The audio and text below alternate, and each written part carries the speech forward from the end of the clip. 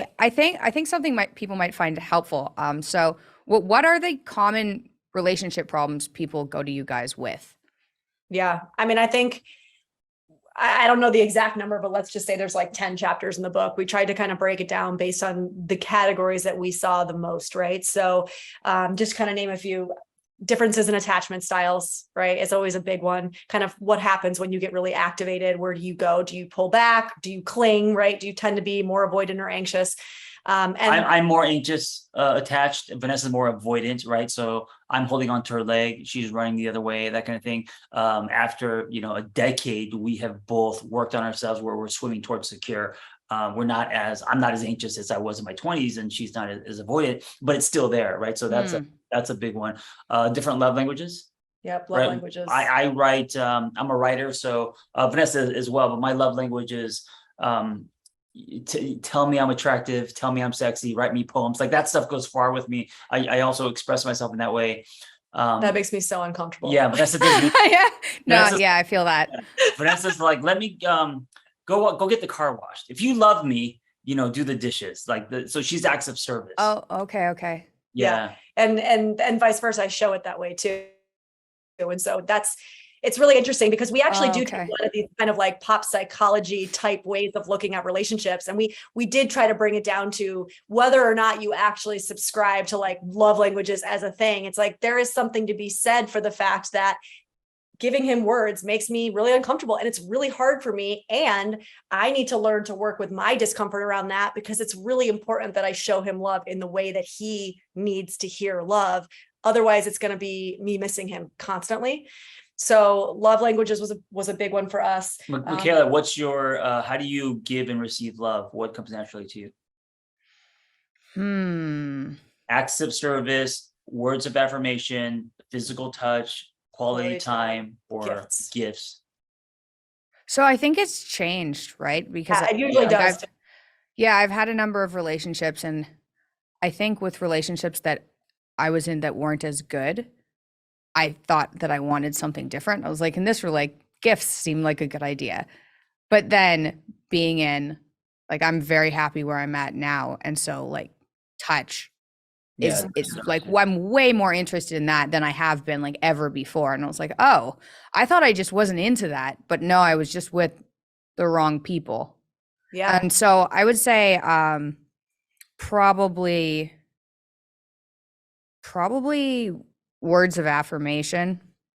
I don't know. Do you know why people have different? So there is a theory. So more recently, so the guy who wrote the original love languages book, Gary Chapman, it wasn't like a research study. He really just pulled this based on his experience in his own practice. But they've started to actually do some research around this theory. And one of the things I find really interesting is that they're starting to be able to correlate what you feel like your love language is, as in how you receive love. For most people, you can attribute it to what you did not get when you were. Okay, cool. Yeah, I've heard that. So, yeah. And so that to me like blew my mind when I heard that, because I was like, not only does that make sense for me, but I can see how that's really helpful for a client to understand that, right? And also for the partner to hear that. So like, again, if it's uncomfortable for me to give him words, knowing maybe that comes from this kind of childhood place, right? This childlike need for words and to be seen in that way, it makes it almost easier for me to give it to him, because there's something about when you see your partner in that light, right? In that more vulnerable kind of childlike state, that drops a lot of defenses. You don't personalize things so much. And you essentially say like, I have to get over my discomfort with this because his like inner child needs this. My mom made my bed, but rarely said, I love you. Yeah. You didn't like I get that. I think it was similar in my family, and I think there were like downsides and benefits from that. I know for my dad, it was like he held me to a really high, like extremely high expectations. And I also am not entirely sure if I would have accomplished as much as I have accomplished without those high, like being pushed like that. So, but there wasn't a lot of, and I think part of this was from being ill all the time. So there's a lot of focus on me being ill, but there wasn't a lot of like positivity. And that also could have been shadowed by like my depression. So I also didn't pick up on positive things. So I don't even know what happened, but my experience was there wasn't a lot of positivity. And so I Right. think that's probably why I react well to the words of affirmation. And then I probably give it out with touch. Why do you think, why do you think, Vanessa, you're uncomfortable? Because I'm definitely in the same kind of boat. Like, I like it. But at the beginning, I really didn't like receiving it. It was like, oh, I didn't even know how to receive a compliment. And I definitely have a difficult time saying like good job to people, But which by is the messed way, up. very common for those who struggle with codependency to have a hard time accepting compliments. Mikhaila, you look very beautiful. Weird. Great. Yeah, green, no, great no, color. don't do it. She's No, like, stop. Okay, the podcast is over. It's like, we're done.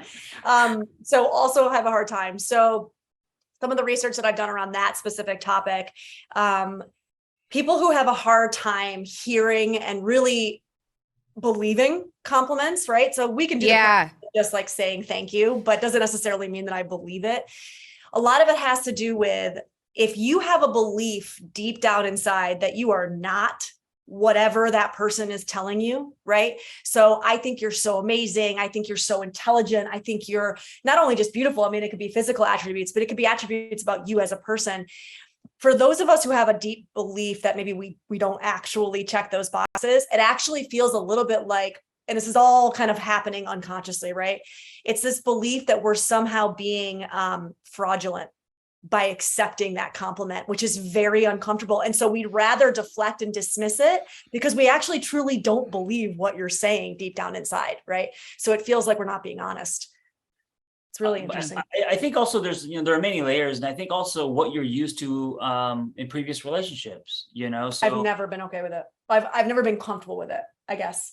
Do you know what I mean? Like I've had it from other people and I've still, it's still always been right. uncomfortable. Right. So for me, if I'm used to words of affirmation, Yeah, and then you're not a words of affirmation person, it feels different. it feels different. There's going to be that wanting that from you, thinking that's the norm, thinking, something's wrong with you because I've gotten in. So like the comparing that we do, with previous relationships, right?